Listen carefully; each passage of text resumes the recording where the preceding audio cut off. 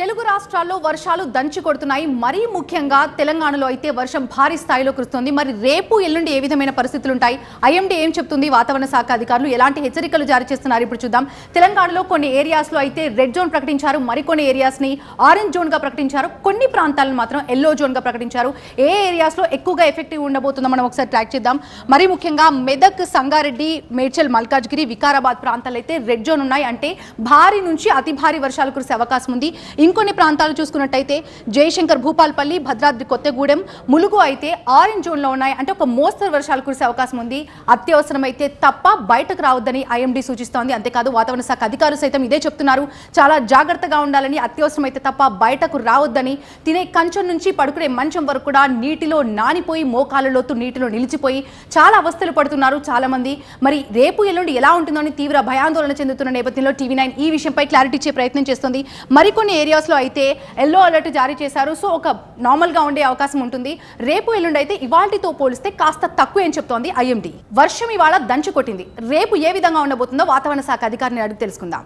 ఇటు చూసుకున్నట్లయితే సంగారెడ్డి, మెదక్, వికారాబాద్ ఈ యొక్క జిల్లాల్లో దీని యొక్క ప్రభావం అంటే అతి భారీ వర్ష సూచనలు అనేవి కనిపిస్తున్నాయి. కాబట్టి ఈ యొక్క రెడ్ హెచ్చరికలు అనేవి జారీ చేయడం జరిగింది. అలాగే చూసుకున్నట్లయితే తూర్పు తెలంగాణ జిల్లాల్లోనూ, ఇటు పశ్చిమ తెలంగాణ జిల్లాల్లో చూసుకున్నట్లయితే నిజామాబాద్, అలాగే కామారెడ్డి ఈ యొక్క జిల్లాల్లో కూడా ఈ యొక్క అతి భారీ వర్ష సూచనలు అనేవి కనిపిస్తున్నాయి. ఇంకా ఇటు చూసుకున్నట్లయితే మనకి తూర్పు తెలంగాణ జిల్లాల్లో కూడా ఈ యొక్క అతి భారీ వర్షాలు అనేవి కనిపిస్తున్నాయి.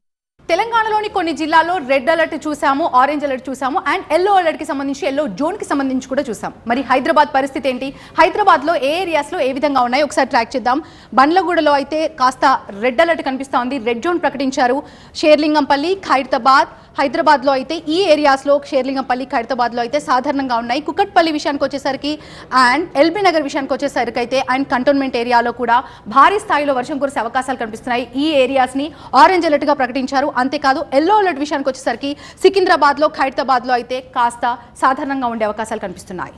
తెలంగాణలో ఉన్న కొన్ని ప్రాంతాలను ట్రాక్ చేసాం, హైదరాబాద్లో ఉన్న కొన్ని ఏరియాస్ని ట్రాక్ చేసాం. ఇక ఏపీకి వస్తే ఏపీలో ఉన్నటువంటి ఏరియాస్లో ఏ ప్లేసెస్కి ఆరెంజ్ అలర్ట్ జారీ చేశారు, ఏ ప్లేసెస్కి ఎల్లో అలర్ట్ చేశారు, ఏ ప్లేసెస్కి రెడ్ అలర్ట్ చేశారో చూద్దాం. అసలు రెడ్ అలర్ట్ అయితే లేవనే చెప్పాలి. ఆరెంజ్ అలర్ట్ విషయానికి వచ్చేసరికి శ్రీకాకుళం, విజయనగరం, విశాఖపట్నం, అనకాపల్లి, కాకినాడ, కోనసీమ అండ్ తూర్పుగోదావరి, బాపట్ల, కృష్ణా, ప్రకాశం, నెల్లూరు, పశ్చిమ గోదావరి. ఇక ఇటు వస్తే ఏలూరు, ఎన్టీఆర్, పల్నాడు, గుంటూరు, అల్లూరు సీతారామరాజు, పార్వతీపురం, మన్యం జిల్లాల్లో అయితే ఆరెంజ్ అలర్ట్ కొనసాగుతుంది. మోస్తరుగా వర్షాలు కురిసే అవకాశం ఉంది. ఇక మిగతా ప్రాంతాలన్నీ కూడా ఎల్లో అలర్ట్లో ఉన్నాయి. ఇక రెడ్ జోన్ అయితే లేదని చెప్పాలి. సో ఇవాల్టితో పోలిస్తే రేపు ఎల్లుండి కాస్త తక్కువ ఉంటాయని చెప్పాలి.